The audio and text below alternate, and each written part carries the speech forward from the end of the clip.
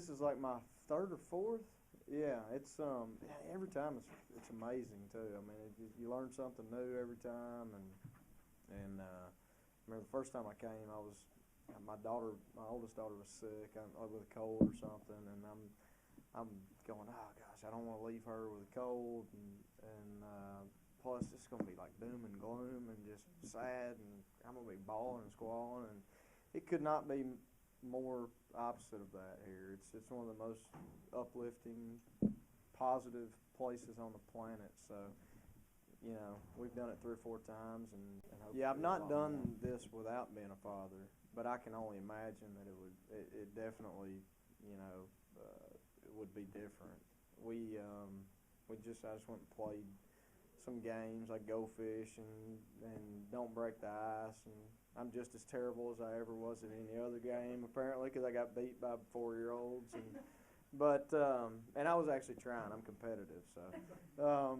But no, I met a number of kids in there, but I met a 4-year-old little girl that was wearing the same princess dress, Cinderella dress that my girls always have on, and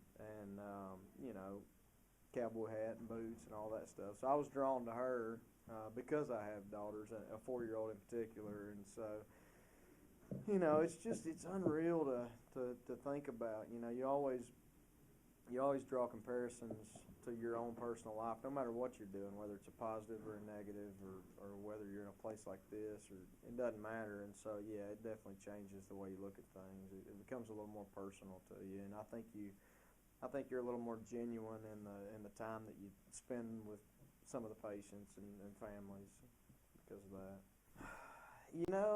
My favorite part are the things that they do all over the hospital, whether it be a room like the teen room, or whether it be painting the walls. Or I'm more impressed, or as impressed, by the things that the people at St. Jude and the organization that it is that deals with helping their mental and emotional state, like those rooms or walls or whatever, the little subtle things.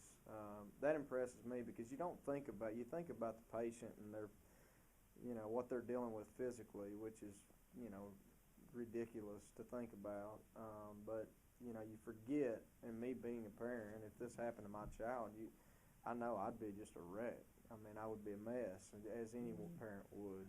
And so I think it's pretty impressive to me what they do outside of the medical part, with helping families cope and all that. So, I think for me, this is the way I think nowadays. After having kids, this could be me in this situation tomorrow. I could be here not doing this and visiting these families. I could be that family, and so I would encourage anyone out there who has a little bit that they have designated to help some organization or some people or something, annually.